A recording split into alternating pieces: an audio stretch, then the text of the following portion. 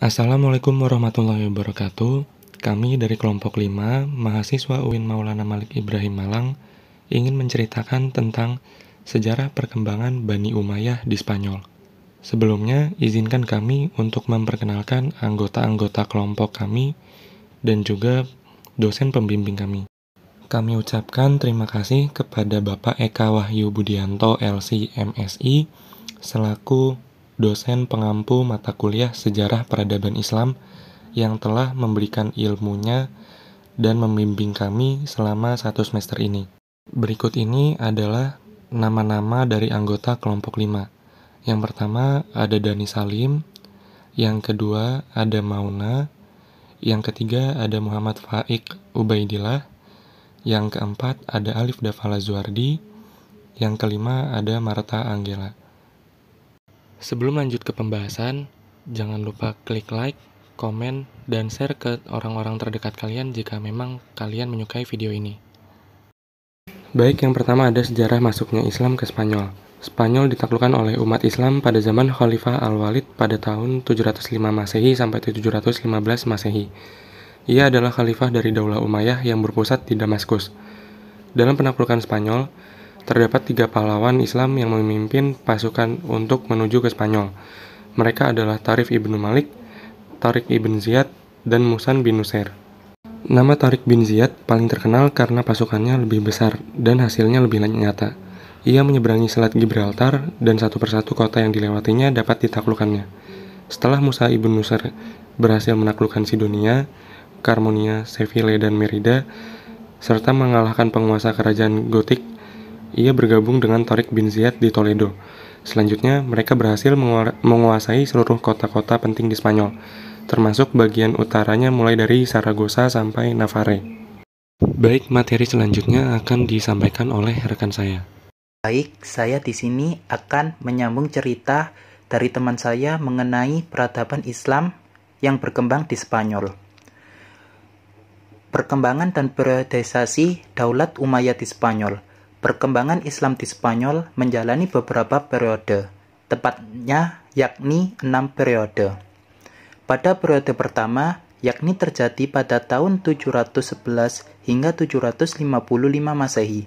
Pada periode ini, Spanyol berada di bawah pemerintahan para wali yang diangkat oleh Bani Umayyah yang berpusat atau beribu kota di Damaskus. Pada saat ini, stabilitas politik negeri Spanyol belum terkendali dan mengalami goncangan, sehingga terjadi hingga 20 pergantian pemimpin selama 45 tahun. Karena tidak adanya pemimpin yang dianggap tangguh dan mampu mempertahankan kekuasaannya untuk memimpin dalam jangka waktu yang lama. Kemudian, periode kedua yakni terjadi pada tahun 755 hingga 912 Masehi. Spanyol berada di bawah pemerintahan seorang yang bergelar Amir atau yang disebut gubernur, tetapi tidak tunduk pada pusat pemerintahan Islam Khalifiyah Abbasiyah di Baghdad. Amir pertama adalah Abdurrahman Ad-Dakhil. Pada masa ini, umat Islam Spanyol mulai memperoleh kemajuan.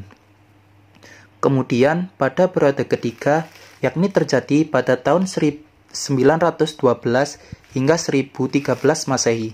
Spanyol dipimpin oleh penguasa dengan gelar khalifah.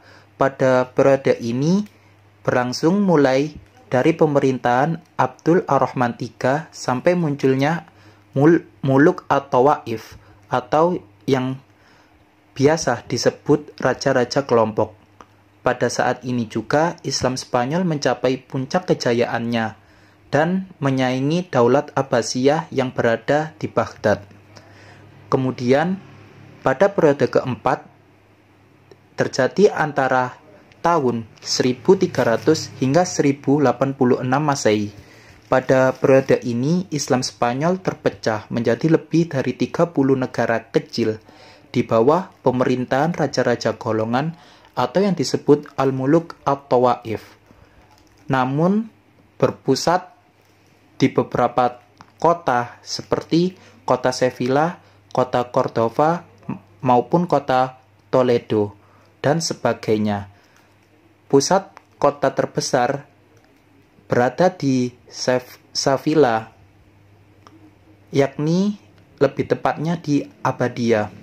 Kemudian pada periode kelima, yakni pada tahun 1086 hingga 1248 Masehi, dinasti Mawahidun datang ke Spanyol di bawah pimpinan Abdul Munim yang terjadi antara pertengahan tahun 1114 hingga 1154 Masehi.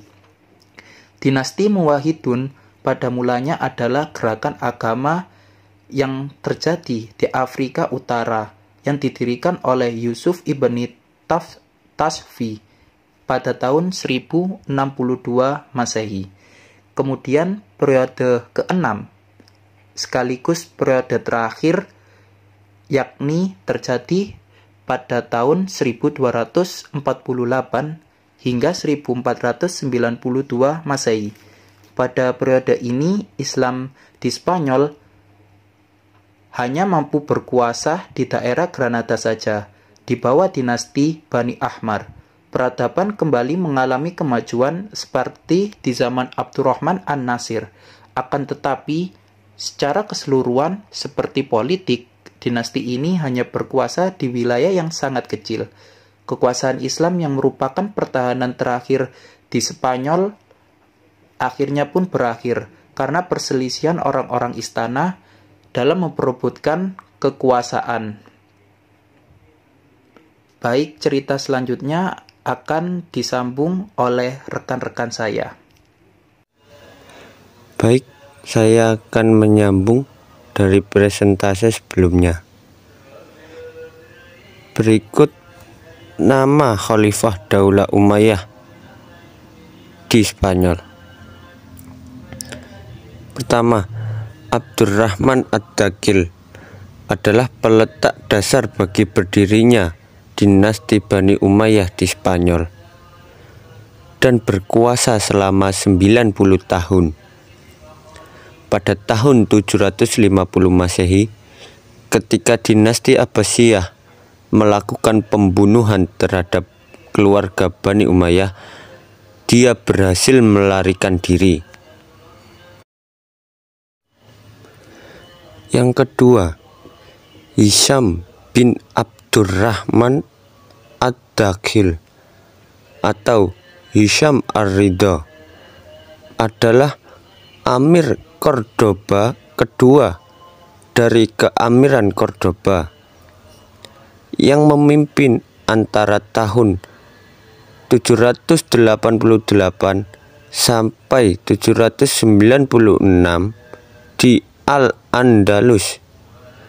Hisham lahir di Cordoba pada tahun 759 dan merupakan anak pertama dari Abdurrahman I dan istrinya Halul dan adik tiri dari Sulaiman. Yang ketiga yaitu Al-Hakam bin Hisham adalah Amir Keamiran Cordoba yang berkuasa sejak 796 sampai 822 di Al-Andalus. Al-Hakam adalah anak kedua dari Hisham I. Kakaknya telah meninggal ketika masih muda. Ketika dia berkuasa, ia ditantang oleh pamannya Sulaiman dan Abdullah. Keduanya anak dari Abdurrahman I. Yang keempat yaitu Abu al-Muttarraf Abdurrahman bin Al-Hakam atau Abdurrahman Al-Ausas adalah Amir Keamiran Cordoba di Al-Andalus sejak 822 hingga kematiannya.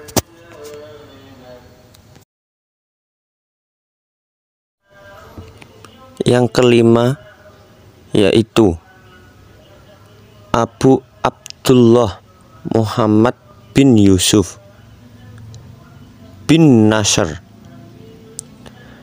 juga dikenal sebagai Ibnu Al-Ahmar dan dijuluki Al-Ghalib Billah, adalah penguasa pertama Kesultanan Granada, negara muslim merdeka terakhir di Spanyol, dan pendiri dinasti Banu Nasri.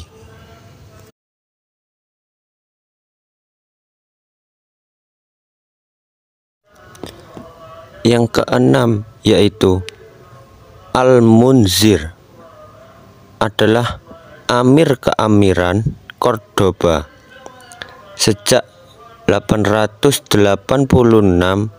sampai 888 Masehi di Al-Andalus. Ia merupakan anak dari Muhammad I. Baik, selanjutnya akan dijelaskan oleh teman saya. Selanjutnya yaitu pengaruh peradaban Islam di Spanyol. Spanyol merupakan tempat yang paling utama bagi Eropa dalam menyerap peradaban Islam, baik dalam bentuk hubungan politik, sosial, maupun perekonomian dan peradaban antar negara. Orang-orang Eropa menyaksikan kenyataan bahwa Spanyol berada di bawah kekuasaan Islam, jauh meninggalkan negara-negaranya, terutama dalam bidang pemikiran dan sains di samping bangunan fisik. Pengaruh yang pertama yaitu pemikiran Ibnu Rushd. Pemikirannya dapat melepaskan orang Eropa dari belenggu taklid yang sudah berurat akar dan menganjurkan kebebasan berpikir. Karena Ibnu Rushd mengulas pemikiran Aristoteles dengan cara yang memikat, sehingga mengundang minat orang banyak yang berpikiran bebas. Ia mengedepankan pengertian sunatullah menurut Islam terhadap panteisme dan antropomorfisme Kristen. Yang kedua, saluran lainnya, yaitu melalui mahasiswa-mahasiswa Kristen Eropa yang belajar di universitas-universitas Islam di Spanyol, seperti Universitas Córdoba yang menjadi pusat ilmu di Eropa, Universitas Seville, Universitas Malaga, Universitas Granada, dan Universitas Salamanca. Di dalam universitas itu, ilmu yang mereka peroleh berasal dari universitas yang Islam ajarkan, seperti ilmu kedokteran, ilmu pasti, dan filsafat. Pemikiran filsafat yang paling banyak dipelajari adalah pemikiran Al-Farabi, atau guru besar filsafat, Ibnu Sina, pakar kedokteran, dan Ibnu Rushd. Selama belajar di Spanyol, mereka aktif menerjemahkan dan mempelajari buku-buku karya ilmuwan-ilmuwan Muslim. Setelah pulang ke negerinya, mereka mendirikan sekolah-sekolah dan universitas-universitas yang sama di Eropa. Universitas pertama di Eropa adalah Universitas Paris yang didirikan pada tahun 1231 Masehi, 30 tahun setelah wafatnya Ibnu Rushd. Di akhir zaman pertengahan Eropa baru mendirikan 18 universitas. Pengaruh peradaban yang ketiga yaitu Perang Salib. Meskipun pihak Kristen Eropa mengalami kekalahan dalam Perang Salib, akan tetapi mereka mendapatkan hikmah yang tidak ternilai harganya. Sebab mereka dapat menyaksikan dan berkenalan langsung dengan peradaban Islam yang sudah maju, menyebabkan lahirnya Renaissance di Eropa. Berikutnya masuk kepada peninggalan bersejarah. Yang pertama ada Menara Giralda Seville.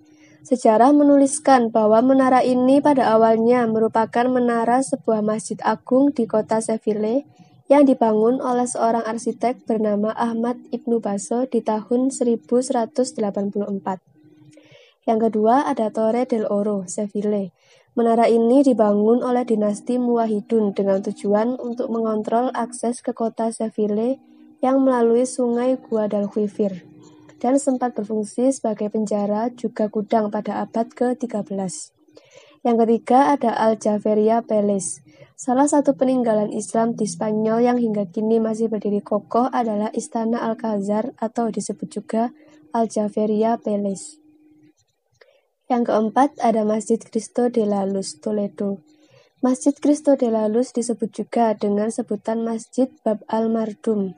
Masjid ini terletak di Toledo. Yang kelima yaitu Alcázar of Seville. Istana ini disebutkan merupakan istana kerajaan tertua yang masih digunakan sampai saat ini di Eropa. Yang keenam yaitu Alcázar of Segovia. Peninggalan Islam di Spanyol satu ini terletak sekitar 1 jam dari kota Madrid, yaitu kota Segovia. Pada awal dibangunnya, Alcázar of Segovia berfungsi sebagai sebuah benteng sekaligus istana. Yang ketujuh ada Alcázar of Jerez de la Frontera. Alcázar of Jerez de la Frontera merupakan bangunan peninggalan Islam di Spanyol dengan karya seni yang sangat mengagumkan. Dibangun pada abad ke-11 dan merupakan bangunan paling tua di Spanyol. Yang kedelapan yaitu Alcazaba of Malaga. Tembok Alcazaba of Malaga merupakan saksi pertahanan terakhir umat Islam. Pada 19 Agustus 1487, umat Islam mengalami kekalahan di Malaga dan takluk di bawah pasukan Raja Ferdinand dan Ratu Isabella. Yang kesembilan yaitu Medina Az-Zahara. Nama Medina Az-Zahara memiliki arti kota yang menakjubkan atau kota yang indah. Dibangun pada 940 atau 941 Masehi oleh Khalifah Cordoba, Abdurrahman III. Yang terakhir atau yang ke-10 yaitu Istana Alhambra. Nama Alhambra sendiri memiliki arti benteng merah, yang dibangun pada abad ke-10. Istana ini dikatakan sebagai istana terindah yang dibangun pada masa kejayaan Islam dan merupakan objek wisata yang paling banyak dikunjungi di Spanyol. Materi berikutnya akan dilanjutkan bersama rekan saya. Masa kemunduran. Kemunduran ini disebabkan oleh beberapa faktor, yaitu yang pertama, yaitu konflik Islam dengan Kristen. Dalam penaklukannya, para penguasa Muslim tidak melakukan Islamisasi secara sempurna. Mereka membiarkan orang-orang Kristen yang sudah ditaklukkannya mempertahankan hukum dan adat mereka. Faktor yang kedua yaitu keterpencilan. Islam di Spanyol bagaikan terpencil dari dunia Islam yang lain. Mereka berjuang sendirian tanpa mendapatkan bantuan, kecuali dari Afrika Utara. Dengan hal ini, maka tidak ada alternatif lain yang dapat membendung kebangkitan Kristen di sana. Faktor yang ketiga yaitu kesulitan ekonomi. Pada paruh kedua masa Islam di Spanyol, para penguasa sedang gencar-gencarnya melakukan pembangunan kota dan pengembangan ilmu pengetahuan di sana, sehingga mereka lalai dalam melakukan pengembangan perekonomian. Faktor yang keempat yaitu ketidakjelasan sistem peralihan kekuasaan. Dengan ketidakjelasan sistem peralihan kekuasaan, dapat menyebabkan perebutan kekuasaan di antara para ahli waris. Bahkan hal ini menyebabkan runtuhnya kekuasaan Islam di Spanyol dan muncul Mulk al-Tawaif atau negara-negara kecil. Demikian video yang dapat kami sampaikan, kurang lebihnya mohon maaf. Wassalamualaikum warahmatullahi wabarakatuh.